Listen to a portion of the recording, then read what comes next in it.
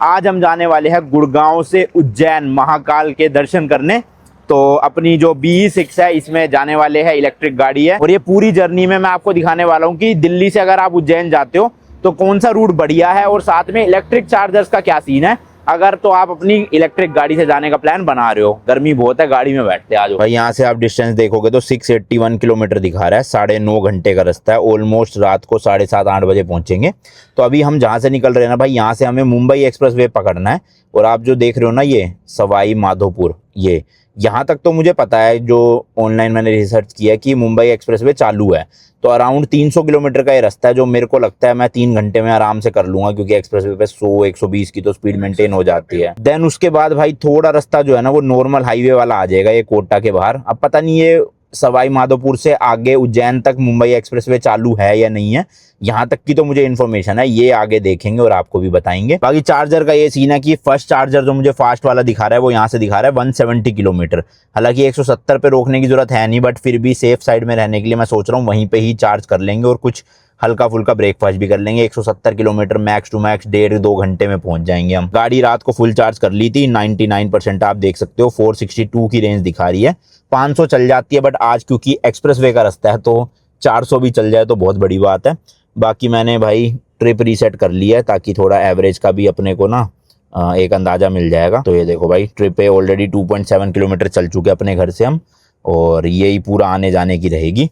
मतलब लगभग 700 किलोमीटर जाना, 700 आना। तो चलो भाई लेट्स गो। तो वैसे तो भाई प्लान था इनिशियली कि स्कॉर्पियो एन को लेकर जाएंगे, बट ठीक है कोई नहीं, मैंने कहा छोड़ो भाई, BE6 लेकर चलते हैं। जब इलेक्ट्रिक गाड़ी है, 500 की रेंज भी दे देती है, तो इसी को लेकर चलते हैं, पैसा बचाएंगे। उसमें डीजल लग जाता भाई 12-13 हज़ार रुपये का। इसमें बिजली आप समझ लो, जो घर से हम 500 किलोमीटर के लिए चार्ज करके निकले हैं वो तो ऑलमोस्ट 300-400 रुपये की थी। उसके बाद जो भी अब खर्चा आएगा वो बताएंगे, टोल टैक्स कितना लगेगा वो भी बताएंगे, क्योंकि भाई काफ़ी लोग प्लान करते हैं बाय रोड उज्जैन जाने का, तो उनके लिए ये इन्फॉर्मेटिव रहेगी वीडियो। 170 किलोमीटर के बाद फिर भाई सीधा कोटा सिटी में बड़े बड़े चार्जर दिखा रहा है।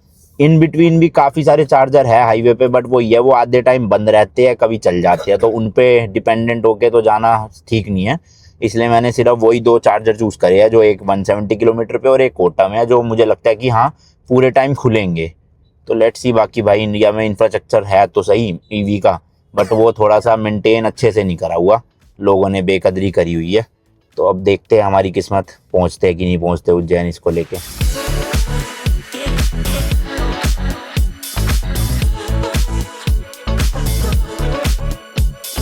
तो भाई अपनी गाड़ी का फास्ट टैग भी बनवा लेते हैं। अभी तक जो फास्ट टैग था वो टेम्परेरी था, अब गाड़ी का नंबर आ चुका है तो नंबर पे बनवाएंगे इसको ना। कितने का है भाई? 200 बनाने के लिए तो रिचार्ज आपको करना पड़ता है, 400 का रिचार्ज होता है मिनिमम।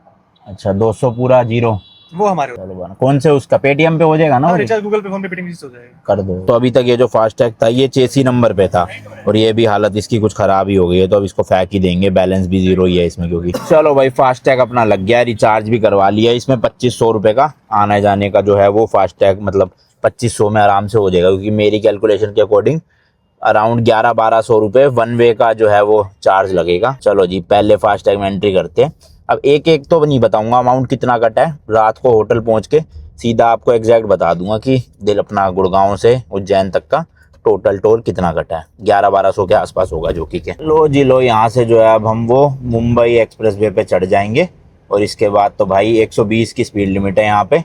आराम से 110, 115 या 120 पे भी मैं एडेप्टिव क्रूज कंट्रोल अगर सेट कर दूंगा तो बढ़िया भाई 4-5 लेन है खुली खुली, सीधा सीधा गाड़ी चलती रहेगी, ना ज़्यादा एफर्ट्स लगते हैं और टाइम भी भाई बहुत कम लगता है, किलोमीटर जल्दी जल्दी कवर होते रहते हैं। तो यहाँ से बस अब एंट्री हो गई एक बार। मस्त है भाई, ऐसी पूरे इंडिया में अलग अलग पार्ट्स में एक्सप्रेसवे बन जाने चाहिए, मज़ा आ जाएगा। मतलब कहीं पे भी जाना है, सोचो आप 600 किलोमीटर लिटरली 5-5.5 घंटे में कवर कर सकते हो। कितना अनबिलीवेबल लगता है ना, जो 600 किलोमीटर वैसे 12-13 घंटे लगते हैं इंडियन रोड्स के स्टैंडर्ड में, लेकिन ऐसे एक्सप्रेसवेज हो देखो, ओए होए मज़ेदार भाई। तो अब खींचते हैं लगभग 300 किलोमीटर, जो मैंने आपको बताया था वो सराय माधोपुर के जगह है वहाँ। ये भाई टोल प्लाजा आ गया एक्सप्रेसवे का पहला, बड़ा मस्त सा डिज़ाइन बना रखा है इन्होंने, देखो ऊपर ऑरेंज कलर के दोनों तरफ, और काफ़ी सारी लेन है भाई यहाँ पे टोल में। इस पे भी चलो फास्ट टैग चलता ही है, डायरेक्ट निकल जाएगी गाड़ी। मैंने पहले ही बोला था भाई, इनके जो ये डिस्प्ले है ना, इस पे फीस कितनी लगती है वो कट के आनी चाहिए, मतलब लिखी हुई। बाहर के टोल टैक्स में आती है कि आपके इतने रुपए कट गए। यहाँ पे क्या है, सिर्फ ये पता चलता है कि कार है, बस है, और नीचे गाड़ी का नंबर आ जाता है। वो भी अभी कैमरे में रिकॉर्ड हो नहीं पाता है, वो लाइन लाइन से आ जाती है, आंखों से देखोगे तो दिखता है। पर यार पूरा रुपए लिखे आने चाहिए कि 60 रुपए कटे, 100 रुपए कटे, तो सही रहता है। इंसान को ना बार बार वॉलेट चेक नहीं करना पड़ता कि कितने रुपए कटे उसमें से। अभी एक्सप्रेस वे पे चढ़े हुए कुछ 5-6 किलोमीटर ही हुए हैं, और फर्स्ट जो वो है ना सर्विस जोन कहते हैं जिसे, या फिर जहाँ पे आपको पेट्रोल पंप या खाने पीने की जगह मिल जाएगी, रेस्ट एरिया, वो आ भी गया है भाई। तो मतलब एक्सप्रेस वे पे चढ़ते ही मिल जाता है आपको। इसके बाद शायद से 50 या 60 किलोमीटर के बाद आएगा। तो भाई टोटल 224 किलोमीटर चल चुके हैं अभी तक हम। 3 घंटे से गाड़ी चल रही है, और गाड़ी की रेंज देखो भाई, सिर्फ 22% की चार्जिंग बची है, और 73 किलोमीटर की रेंज बची है। मतलब 224 और 70 की जगह आप 100 भी लगा लो, तो भाई लिटरली गाड़ी ने सिर्फ 324 की रेंज निकाली है। और ऐसा क्यों? इन माशे की वजह से। हाँ बिल्कुल। पिछले 150 किलोमीटर से लगभग ये चला रहा है, 150 भी क्या, 170-80 किलोमीटर से, और ऐसा भगा रहा है ये आपके सामने है रेंज। ऐसा कुछ नहीं है, गाड़ी में दिक्कत है। गाड़ी में कोई दिक्कत नहीं, मैं चला रहा हूँ इतने महीनों से। 319 चली 50-250 की रेंज हो गई। ना भाई ना, मुझे आ रही थी असल में बहुत तगड़ी नींद, तो मैंने इसको दे दी गाड़ी। मैंने कहा भाई एक्सीडेंट होने से अच्छा सो जाता हूँ, इसको चलाने देता हूँ। और अब मैं उठ के देख रहा हूँ भाई, चली 200 किलोमीटर है, रेंज गिर गई है सीधा 70 पे। बताओ, ड्राइवर की गलती है। तो ड्राइवर की गलती है भाई, भगा रहा होगा ये 130-140 पे, एक्सप्रेस वे है, पता ही है आपको। तो भाई अभी फिलहाल जो सवाई माधोपुर है, वो मोटा मोटा आप लगा लो 50 किलोमीटर रह गया। तो मैंने स्टैटिक की जो ऐप है उससे देख के एक चार्जर निकाला है हाईवे पे ही, 48 किलोमीटर दूर है, और रेंज है 71 की। तो मैंने इसे कहा थोड़ा ढंग से तमीज से चलाए, ताकि ये वहां तक तो कम से कम पहुंचा दे। और यहाँ पे 60 किलोवाट का चार्जर है, तो आप लगा लो अगर हम 10% बैटरी पे भी वहाँ पहुँचते हैं, तो भाई 10 to 100 अराउंड 40-45 मिनट में ये गाड़ी हो जाएगी वहाँ पे पहुँच के। तो अपना कुछ लंच वंच करेंगे, क्योंकि ऑलरेडी 1-1:30 बज ही जाएगा जब तक, तो खाना भी खा लेंगे, और 40 मिनट में भाई गाड़ी भी अपनी फुल। उसके बाद फिर मैं चला लूँगा, मेरी नींद भी पूरी हो गई है, और कोटा तक आराम से चला ही लूँगा। कोटा में फिर कोई ना कोई चार्जर मिल जाएगा, थोड़ी देर वहाँ चार्ज कर लेंगे, देन डायरेक्ट हम सीधा उज्जैन पहुँच जाएंगे। और ये जो लोग उठे हुए थे, इनके अकॉर्डिंग भाई पिछले 200 किलोमीटर में लगभग 5-6 स्टॉप वाले वो सर्विस एरिया आ गए हैं, जिसमें से भाई 2-3 में इलेक्ट्रिक चार्जर भी लगे हुए थे। एक में थे, है ना, थे ना, एक में था। तो वहाँ पे लोग गाड़ियाँ चार्ज कर रहे थे ऑलरेडी इनके अकॉर्डिंग, और उस वक्त रेंज होएगी तो इन्होंने रोकी नहीं। पर ठीक है, अब चलो, मतलब दिक्कत की बात है नहीं, ऐसा कुछ पहुंच ही जाएंगे, मतलब इतना डरने की चीज़ है नहीं। 45 किलोमीटर है, रेंज है 68। और भाई कैमरे तो जगह जगह पे ना लगे हुए हैं, तो मतलब वही है 120 की स्पीड लिमिट है, उससे तेज ना ही चलाना, चलान आ जाएंगे।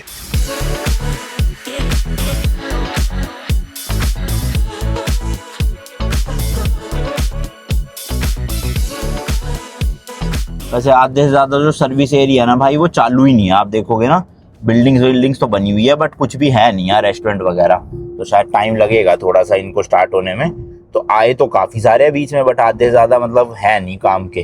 तो आप लगा लो शुरू के कुछ 4-5 ही काम के होंगे मेरे हिसाब से, उसके बाद थोड़ा सुनसान ही है अभी तक ये एक्सप्रेस वे। तो भाई रास्ते में देखो, ये GOBP का एक पेट्रोल पंप आया था, मैं आपको दिखाने के लिए भी रुका कि आधी से ज़्यादा चीज़ें ना यहाँ पे बन रही है, नो डाउट। जैसे ये फूड हब वगैरह बन रही है, पर अभी तक चालू नहीं हुए। ये हो गया, फिर वो स्टॉप एंड शॉप करके शॉप है, उसके आगे भी है, इसी के पीछे वॉशरूम है, वो जो आप देख रहे हो काली वाली बिल्डिंग। बट ये अभी कुछ भी चालू नहीं है भाई, सब में काम चल रहा है। वॉशरूम था बट मतलब अजीब ही था भाई, मकड़िया ही मकड़िया अंदर। तो मेरा तो दिमाग ख़राब हो गया देख के। तो अभी फ़िलहाल में जो है पूरी कंप्लीशन हुई नहीं है हर जगह पे। 1-1.5 साल आपको शायद और वेट करना पड़ेगा, उसके बाद ये जितने भी सर्विस स्टेशन है सब में सब कुछ चालू हो जाएगा। तब फिर शायद से रुकने का भी स्टे भी मिल जाए आपको, और वॉशरूम की भी प्रॉब्लम ना हो। बाकी अभी तो है प्रॉब्लम फ़िलहाल में, मेरे को तो अर्जेंट में यूज़ करना था इसलिए कर लिया कैसे तैसे करके, वरना मकड़ियों में भाई देख के ही हालत ख़राब हो जाए। और अब भाई मैं ड्राइव कर रहा हूँ, 30 किलोमीटर की रेंज रह गई है केवल। लेकिन जो वो फ्यूल स्टेशन है वो भी ज़्यादा दूर नहीं है, सॉरी फ्यूल स्टेशन नहीं, इलेक्ट्रिक चार्जिंग वाला स्टेशन। और यहाँ पे भी ये लगाएंगे, देखो ये पैकेट जो पेटियाँ पड़ी है बड़ी बड़ी, इसमें आएंगे, और वो जो ग्रीन कलर का आप स्ट्रक्चर देख रहे हो उनके नीचे ही लगेंगे इलेक्ट्रिक। तो अभी इनके फ्यूल स्टेशन पूरा रेडी नहीं हुआ, बट ये काफ़ी अच्छा है भाई। अगर ये स्टार्ट हो जाए ना तो इसमें सब कुछ फैसिलिटी आपको मिल जाएगी, खाने पीने की भी, चार्जिंग भी। देखो, और मेरे को लग रहा है 60 किलोवाट वाली ही मशीनें लगाएंगे शायद से, GOBP पल्स की है। देखो ये इस तरह के एक और एक ये दो, तो दो मशीनें लग जाएगी। और यहाँ पे मेरे ख्याल से बिजली की तो दिक्कत होती नहीं है सच, जैसे पंजाब में थी उस टाइम पे, खेतों में कुछ कटाई वटाई चल रही थी उसकी वजह से। तो ये देखो भाई, केवल 3.4 किलोमीटर बचा हुआ है, एक फ्यूलिंग स्टेशन पे ही लगी हुई है 60-60 किलोवाट की दो मशीनें। और स्टैटिक की ऐप पे दिखा भी रहा है कि चालू है इस टाइम पे, अभी तो चालू है, वहाँ जाके पता नहीं क्या हो जाए। तो लेट्स गो भाई, होपफुली मिल जाए, क्योंकि अब इसके आगे बिना बैटरी के जाना तो बेवकूफ़ी हो जाएगी। हमने भी थोड़ा लापरवाही कर दी भाई, वरना इतने एंड मूवमेंट पे चार्जिंग ढूंढना थोड़ा सही नहीं है, क्योंकि 9% है देखना बिल्कुल ही। अब सोचो ये वाला फ्यूल स्टेशन नहीं मिला अपने को खुला, तो फिर तो अपनी लिटरली बैंड बजी गई समझ लो। तो लो भाई, यहाँ से जो है अपने को अभी फ़िलहाल के लिए एक्सप्रेसवे छोड़ना है। अभी आना वापस इसी एक्सप्रेसवे पे है, बट 1.5 किलोमीटर के लिए वैसे एक्सप्रेसवे छोड़ना पड़ेगा, और टोल भी भरना पड़ेगा। हमें जितना अभी तक हम चले हैं उसका टोल यहाँ कटेगा, और फिर हम वापस से एक्सप्रेसवे पे जब चढ़ेंगे तो वापस से टोल एंट्री करेंगे। तो चलो, अब चार्जिंग तो करनी है भाई, बिना चार्जिंग के तो जा नहीं सकते आगे। क्या करें, स्टैटिक की ऐप में अगर लिखा है चालू है तो 95% चांसेस होते हैं कि चालू मिलेगा, बाकी 5% कुछ गड़बड़ हो जाए तो वो तो खैर कोई भी कुछ नहीं कह सकता। मैप में भी दिखा तो रहा है भाई, ये देखो अम्बे फिलिंग स्टेशन के नाम से है, मतलब पेट्रोल पंप ही है जिसमें इन्होंने मशीन भी लगा रखी है। हालांकि आप देखोगे पूरा विलेज एरिया ही है आसपास ना, ज़्यादा कुछ है नहीं बसावट, ऐसे छोटी छोटी। एक नदी भी आई थी बीच में, कुछ नाम था उसका, पर हम रुक नहीं पाए क्योंकि वॉशरूम यूज़ करना था अर्जेंट में, तो इसलिए मैंने कहा भगा होगा सब। तो ये रहा भाई, भारत पेट्रोलियम का ही है लेफ्ट साइड में। अब होपफुली भाई चल रही हो, बस भगवान करे, वरना किसी लोकल दुकान वाले से ही मदद लेनी पड़ेगी और अपना नॉर्मल चार्जर यूज़ करना पड़ेगा अर्थिंग वर्थिंग करके। लगी है कहाँ? नजर तो नहीं आ रही मुझे, कहाँ है? लगी भी है, नहीं लगी। हाँ वही है। एक ही है, अच्छा दो है, मतलब मशीन एक है उसमें दो कनेक्शन है। चल रहा हो भगवान जी प्लीज, चल रहा हो, चल रहा है चल रहा है। लाइट तो आ रही है भाई, गाने गन भी, लेट्स गो। ये जुगाड़ सही है भाई, हर पेट्रोल पंप पे अगर ऐसी मशीनें लग जाए ना, फिर तो ईवी मतलब ले जाने में डर लगे ही ना कहीं पे। तो ये देखो KEI की वायर्स एंड केबल्स है मोटी वाली, और इस तरह का थोड़ा एडवांस सिस्टम ही है। तो स्टैटिक के ऐप से ही हो जाएगा, मैंने उसी में लोड कर रखे हैं, 3-4 हज़ार रुपये पड़े हैं अपने, चार्ज कर लेते हैं। शायद से 14 रुपये यूनिट है यहाँ। वह निकल जा, अच्छा दबा के है क्या ये? क्या निकल क्यों नहीं रही भाई? भाई पहले लग रहा है इसको पे करना पड़ेगा, मतलब अनलॉक करना पड़ेगा किसी तरह फिर खुलेगा। भाई ये तो निकल गया, वो वाला मेरे को लग रहा है लॉक वॉक कर रखा है इन्होंने। चलो एक से तो कर ही लेते हैं। चलो भाई लग जा, ओले। तो ये डबल वाली गन होती है भाई, फास्ट चार्जर वाली, मस्त दोनों स्लॉट ले लेती है। लो जी, इसका तो पंखा पुंखा सब चल पड़ा जैसे ही मैंने लगाया। अब स्टैटिक की ऐप से जरा इसको इनिशिएट कर देता हूँ चार्जिंग। पहली गाड़ी आई है क्या चार्जिंग होने यहाँ पे? वैसे हैं सही में भैया बता रहे हैं पहली गाड़ी आई है चार्जिंग होने भाई, कोई गाड़ी नहीं आई अभी तक चार्ज होने, अपनी गाड़ी पहली बार चार्ज हो रही है भाई। ऐप में तो हो गया कि चार्जिंग इनिशिएटेड सक्सेसफुली, बट अभी यहाँ पे नहीं हुआ, यहाँ पे लाल बत्ती दिखा रहा है। जब ये ऐसे टिम टिम करने लग जाएगी ना फिलिंग की तरह, उसके बाद होगा कि हाँ चल गई है ये। पर वही है भाई, देख लो मशीन तो लग गई है, पर यूजेज में नहीं आ रही यहाँ पर ना, इन गाँव में मतलब कोई आ नहीं रहा करने यूज़। यहाँ भी लिखा है भाई कि चार्जिंग स्टार्ट हो चुकी है, बट पूरी तरह से हुई नहीं अभी, शायद 5 मिनट कह रहा हूँ, 30-40 सेकंड वेट करना पड़ेगा। तो भाई लेफ्ट वाली गन तो चली नहीं, राइट वाली चल रही थी, उससे फाइनली चार्जिंग इनिशिएट हो गई है। और देखते कितने किलोवाट पे चार्ज कर रही है ये, क्योंकि 60 किलोवाट की मशीन है। लेट्स सी 60 मिल रहा है पूरा या नहीं मिल रहा है। चलो भाई 59 किलोवाट से हो रही है, सही है। पर ये दिखा रहा है भाई 5 घंटे 56 मिनट फुल चार्ज में, ओब्वियसली इतना लगेगा नहीं, मैक्स टू मैक्स 1 घंटा लगेगा। तो अभी ये टाइम गलत है, या तो इसको इतनी किलो, हाँ हो गया, कम हो गया, तो 1 आवर 43 मिनट हो गया भाई। पर 1 घंटा ही करेंगे हम मैक्स। और यहाँ पे तो कुछ है ही नहीं यार खाने पीने का, यहाँ तो सिर्फ एक पेट्रोल पंप है और बाहर गाँव है और दूर दूर तक पहाड़ियाँ दिख रही है बस। तो अब गाड़ी में बैठ के आराम करते हैं थोड़ी देर, बाहर गर्मी भी बहुत है क्योंकि लेट्स गो। चलो जी AC चलाए। अब बस यही है भाई, 1 घंटे तक ना तो बिजली जानी चाहिए ना वोल्टेज डाउन होनी चाहिए, ऐसी कॉन्स्टेंटली स्पीड से मतलब अगर चार्ज होती रहे तो अपनी 70-80% तो हो ही जाएगी बहुत आराम से। कोटा तक पहुंच के फिर से चार्ज कर लेंगे। तो मतलब इन शॉर्ट आपको तो कोई भी गाड़ी हो, मतलब अगर 500 रेंज या 400 रेंज वाली है तो 2 ब्रेक तो लेने ही पड़ेंगे रास्ते में। और अगर कोई बिल्कुल ही है 250-300 वाली रेंज की गाड़ी, जैसे नेक्सॉन हो गई या और भी कोई हो गई, तो उसमें तो आपको भाई 3 या 4 स्टॉप लेने पड़ेंगे। तो उसी हिसाब से प्लान करके चलना। बाकी अच्छे से चलाओगे एक्सप्रेस वे पे तो भाई हमारे जैसे 300 की रेंज नहीं 500 की रेंज भी निकाल लोगे। पर जब आपको भाई दूर दूर तक खाली एक्सप्रेस वे दिखता है तो बंदा फिर थोड़ा मतलब 120 तक तो चलाता ही है ना, उस सिचुएशन में फिर रेंज गिर जाती है यार काफ़ी ना इसकी। ठीक है, अब मैं चलाऊंगा तो अब होपफुली सही मिले, और आगे एक्सप्रेस वे अब है या नहीं है वो भी पता चलेगा, मुझे कंफर्म नहीं है क्योंकि। और ये अच्छा है भाई, जब तक चार्ज हो रही है अंदर एसी चला के बैठो, और साथ ही साथ में यूट्यूब भी आप देख सकते हो। ये देखो भाई मस्त एकदम, तो बोर नहीं होगे। यूट्यूब देखो, हॉटस्टार देखो, नेटफ्लिक्स देखो, सब कुछ ऐप्स है इसकी स्क्रीन में मजे से। तो भाई एग्जैक्ट 1 घंटा चार्जिंग करी है, 1:30 बजे शुरू किया था, मतलब 1:24 पे, और 2:25 पे खत्म कर दिया। 951 रुपये लगे अपने जीएसटी समेत। अराउंड 9% पे स्टार्ट किया था और 75% हो चुकी है बैटरी। 274 की रेंज है। अब यहाँ से जो कोटा में 3-4 चार्जर दिखा रहे हैं वो है अराउंड 174 किलोमीटर, और 274 की रेंज है, तो बहुत आराम से पहुंच जाएंगे। बट 170 किलोमीटर के लिए भाई 2.5 से 3 घंटे दिखा रहा है गूगल मैप, तो मुझे लग रहा है एक्सप्रेस वे नहीं होगा शायद से। तो ठीक है भाई, जो भी है 5 साढ़े 5 तक पहुंचते हैं कोटा, वहाँ पे खाना भी मतलब डिनर कह रहा हूँ, लंच कर लेंगे आज का, और साथ में एक बार और चार्ज कर लेंगे, क्योंकि एक बार और चार्ज होएगी उसके बाद डायरेक्ट हम फिर सीधा उज्जैन पहुंच सकते हैं। तो एक ये स्टॉप हो गया चार्जिंग के लिए, एक कोटा हो गया। मेरी गाड़ी में तो मतलब हम उज्जैन पहुंच सकते हैं इन 2 स्टॉप की मदद से। बाकी उज्जैन तो अभी देखोगे भाई 410 किलोमीटर है, 6 घंटे 30 मिनट दिखा रहा है। तो चलो अभी 3 घंटे का सफ़र पहले पूरा करते हैं, मैं चलाता हूँ, उसके बाद देखते हैं। बाकी भाई इस वाले पेट्रोल पंप पे भी वॉशरूम वगैरह की फैसिलिटीज़ इतनी साफ़ नहीं थी। इंडियन टॉयलेट था, साफ़ सुथरा था नहीं है इतना, है ना, नॉर्मल ही था, नॉर्मल से भी थोड़ा डाउन ही था भाई। तो अपने इंडिया में पता नहीं भाई ये जो वॉशरूम वगैरह इनकी सिचुएशन कब सुधरेगी, है ना। ये करनी पड़ेगी सही भाई मतलब हम तो चलो कहीं भी कर सकते हैं भाई, लेकिन जो लेडीज वगैरह है उनके लिए सोचो, प्रॉब्लम वाली चीज़ है भाई ये ना। हालांकि मतलब बाहर वेस्टर्न कंट्रीज में भी, यूरोप में, यूएसए में भी जो पब्लिक टॉयलेट्स है कभी कभार बहुत गंदे मिलते हैं, और वहाँ तो 1-1 यूरो फीस भी लेते हैं। 100 रुपये होते हैं जो इंडिया के। खैर 100 वाले तो अच्छे ही होते हैं हमेशा, जितने भी हमने दिए, बट वैसे जो फ्री वाले होते हैं वहाँ भी हालत कुछ खास होती नहीं है। बट ये है जापान में भाई टॉयलेट जो दिखे हैं ना मुझे, पब्लिक टॉयलेट हो, ट्रेन के टॉयलेट हो, बस स्टैंड के टॉयलेट हो, एक तो वो वाली बढ़िया वाली वैसे हॉट और मसाज वाली सीट लगी होती थी, और भाई मस्त एकदम साफ सुथरे। तो आज तक जितनी भी कंट्रीज गया हूँ सबसे बेस्ट टॉयलेट जो पब्लिक टॉयलेट्स थे वो जापान में मिले थे मुझे। लेट्स गो, बाकी अभी अपनी जर्नी स्टार्ट करते हैं। चलो जी, अब जी हम वापस से चढ़ेंगे एक्सप्रेस वे पे। अराउंड 500-600 मीटर ही सामने है एक्सप्रेस वे, और अभी हम आए हैं लेफ्ट साइड से इधर से, और जाना है हमें इस तरफ राइट साइड उज्जैन की तरफ। तो अभी देखते हैं कितने किलोमीटर का और है एक्सप्रेस वे, और कब जो है वो नॉर्मल हाईवे या फिर शहरों के और गांव के अंदर अंदर से निकलेंगे। हाँ तो लेफ्ट से थोड़ी जाना है, वापस गुड़गांव जाना है, अब हमें राइट जाना है ना ऊपर। तो भाई जो अभी हम टोल उतरे थे ना उसका मैंने मैसेज पढ़ा भाई 600 रुपये लग गए उसी टोल के, एक अलोते के। तो फिर भी यार कितने 200 किलोमीटर के 600 रुपये लग गए। अभी देखते हैं इसके आगे भी है ये कितने लगेंगे। यहाँ से एंट्री करके ये राजी देख सकते हो आप सामने, वही सेम 2 लेन वाला, और इसके बाद हम एंट्री ले लेंगे वापस से एक्सप्रेस वे पे। इस जगह का नाम है बोनली, BONLI।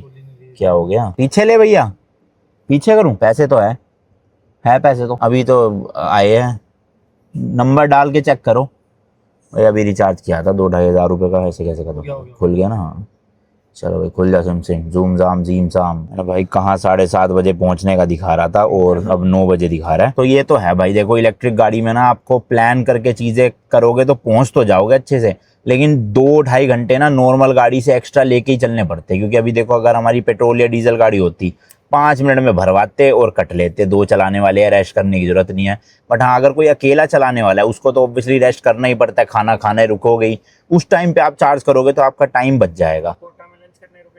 हाँ तो वो जो कोटा वाला है उसमें तो हमें खाना खाना है, वहाँ पे चार्ज भी हो जाएगी, खाना भी खा लेंगे, तो टाइम की वेस्टेज नहीं है। लेकिन यहाँ पे जो 1 घंटा रुकना पड़ा हमें वो प्योरली वेस्टेज थी। इसको अवॉइड किया जा सकता था या तो पेट्रोल डीजल गाड़ी लाके या फिर इसको ढंग से चला के। हाँ भाई खुलने का नाम ही नहीं ले रहे थे, तो हैंड में हाथ से ही करा है जो यहाँ के स्टाफ थे उन्होंने ऊपर। चलो जी, हुई तो होगी। Welcome to Mumbai expressway once again.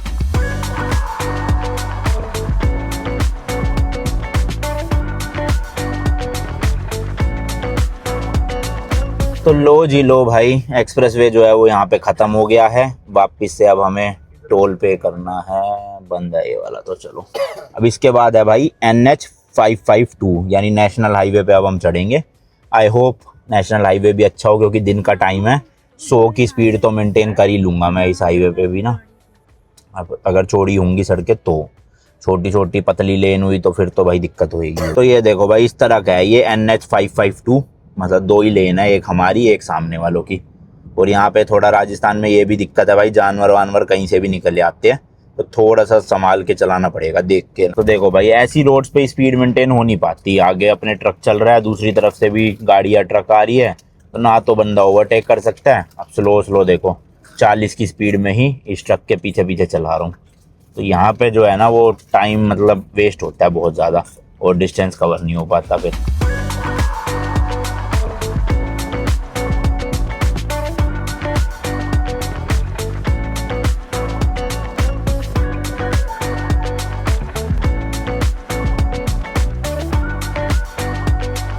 तो भाई ये कई देर से बोर्ड आ रहे थे मेगा हाईवे के नाम से, और अब यहाँ से जो है गूगल मैप के अकॉर्डिंग वो मेगा हाईवे जो है वो कोटा मेगा हाईवे वो शुरू होने वाला है। देखते हैं भाई ऐसा क्या मेगा हाईवे है भाई जो नाम मेगा रख दिया। हाँ हिल स्टेशन वाली फील आ रही है, आसपास देखोगे ना पूरे, देखना भाई पहाड़ कितने मस्त लग रहे हैं, लग रहा है कहीं से भी राजस्थान में हम, ऐसा लग रहा है भाई साहब पूरे पहाड़ी इलाका हो। और ये मेगा हाईवे के नाम पे भी भाई काहे का मेगा हाईवे है, देखना 2 ही तो रोड है भाई, मेगा हाईवे कैसे हो गए। तो भाई उस वाले हाईवे को छोड़ के अब वापस से जो है ना एक्सप्रेसवे चालू हो गया, आप देख सकते हो 4 लेन वाला।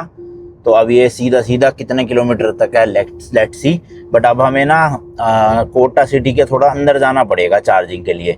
अगर हमें चार्जिंग की जरूरत नहीं होती तो हमें सीधा यही एक्सप्रेसवे आगे लेकर चलता जाता, बट अब भाई करना ही पड़ेगा, क्या करें।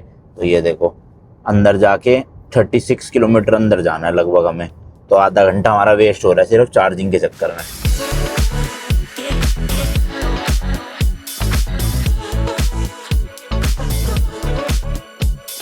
तो लो भाई कोटा सिटी के अंदर आ गए हैं, और यहाँ पे 60 किलोवाट का चार्जर चालू है, लिखा है ना ईवी चार्जिंग की सुविधा चालू है। चलो भाई चलो चार्जिंग पे लगा दिया, 60 किलोवाट पे मस्त चार्ज हो रही है। खाना खाने के लिए आसपास काफी सारे होटल्स है, तो कहीं पे भी खा आते हैं। 30-40 मिनट में ये भी फुल और हमारा पेट भी फुल। भाई प्रॉपर खाना तो मिला नहीं, तो ये कैफे में पैटीज बर्गर पिज्जा यही सब चीजें मिल गई अपने को। क्या है ये पैटीज है, चलो पैटीज खाते हैं भाई देखो मस्त पेट्रोल पंप की तो रात को लाइटें जल गई है। और यार ये 60 किलोवाट का चार्जर तो था, बट चल रहा है 30 किलोवाट की कैपेसिटी पे, तो अभी 73% हो गया है। तो मुझे लग रहा है पहुंच जाएंगे हम, 260 किलोमीटर रह गए यहाँ से उज्जैन, बाकी कट टू कट ही होएगा मेरे हिसाब से।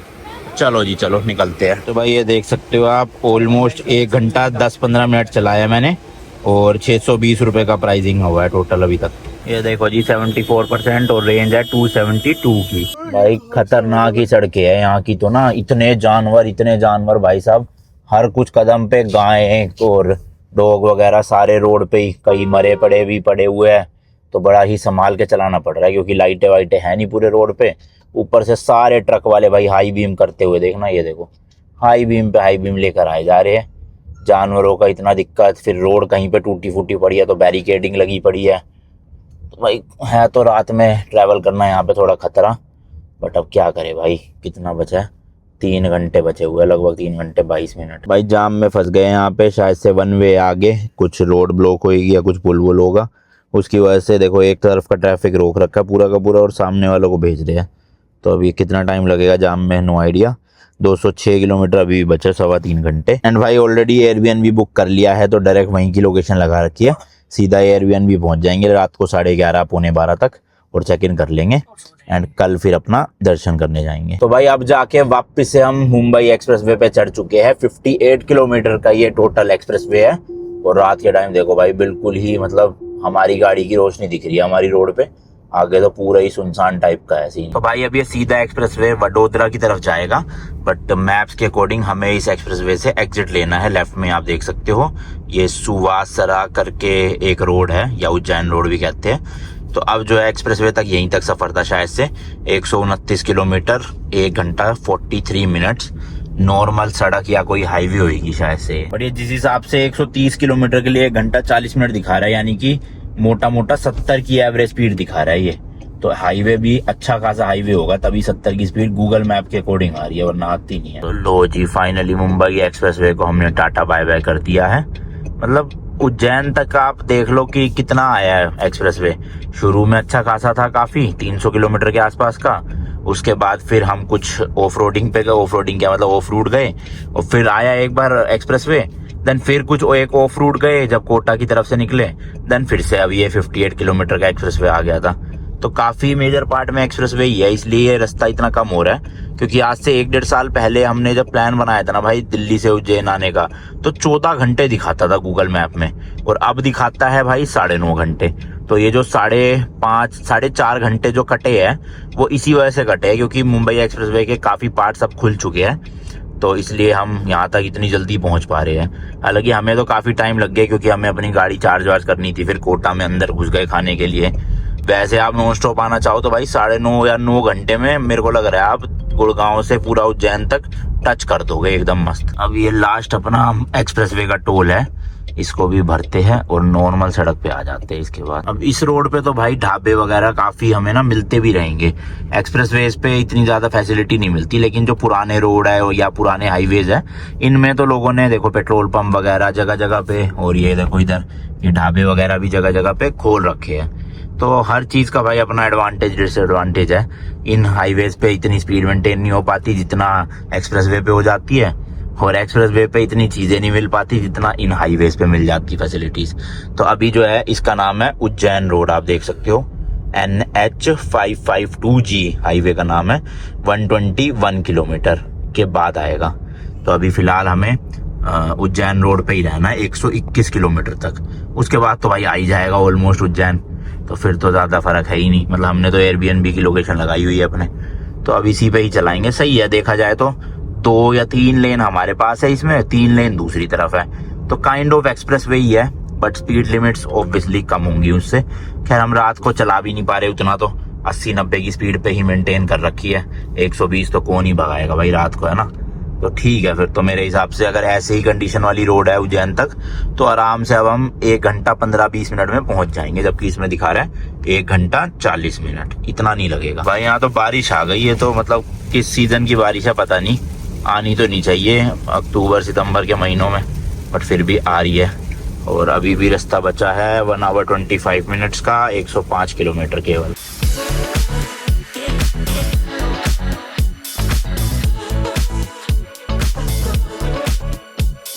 चलो भाई फाइनली पहुंच गए उज्जैन। अपना जो एयरबीएनबी है वो केवल 4.5 किलोमीटर है, और इधर की तरफ ही महाकालेश्वर टेम्पल भी है। एंड भाई बढ़िया था हाईवे, तो मतलब एक्सप्रेसवे लेवल का ही था, बिल्कुल खाली पड़ा था, मस्त चौड़ी चौड़ी सड़क, आराम से 80-90 की स्पीड मेंटेन हुई और पहुंच गए टाइम से।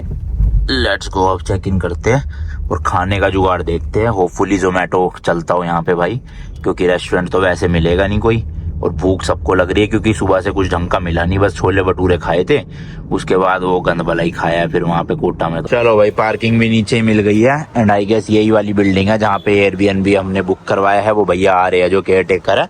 भाई शहर में तो पूरा इस पर चहल पहल है, ये देखोगे ना, लोग वो आसपास पूरा ऐसे सजा हुआ था शहर, नवरात्रे भी चल रहे हैं उसकी वजह से भी। और अभी फिलहाल 11:30 हो रहे हैं रात के, और प्रॉपर चहल पहल है। जोमेटो चलता है तो खाना ऑर्डर हो जाएगा। एंड रास्ते की बात करें भाई तो गुड़गांव से यहाँ तक प्रॉपर रास्ते थे, बस जो कोटा वाला थोड़ा सा पैच है वहाँ पे आपको ट्रक्स का जाम वगैरह मिलेगा। वहाँ पे सिंगल रोड थी 1-2 जगह पे, जिसकी वजह से जाम लग गया था, ब्रिज था और थोड़े बहुत गड्ढे थे। उसके अलावा तो भाई ऑलमोस्ट जितने भी एक्सप्रेसवे है और हाईवे है प्रॉपर कंडीशन में और प्रॉपर स्पीड मेंटेन हो जाती है। बीच बीच में फैसिलिटीज कम है, मतलब होटल्स नहीं है, रेस्टोरेंट्स नहीं है, या फिर अपना टॉयलेट्स वगैरह नहीं है साफ सुथरे, बट धीरे धीरे वो भी बन जाएंगे। रोड की कंडीशन अच्छी है, तो आप नॉन स्टॉप अगर 2 लोग चलाने वाले हो तो 9-9.5 घंटे में दिल्ली से उज्जैन आ सकते हो। अगर पेट्रोल डीजल गाड़ी ला रहे हो तो, और हमारी तरह ईवी ला रहे हो तो ईवी में भी आना पॉसिबल है। आपको मैंने दिखा दिया, 2 स्टॉप आप ले लेना, आपको आराम से जो है वो कोई दिक्कत नहीं होगी। चार्जर्स काफ़ी जगह पे थे और अच्छे से चार्ज वार्ज होके हम मतलब गाड़ी को लेकर आ चुके हैं उज्जैन में।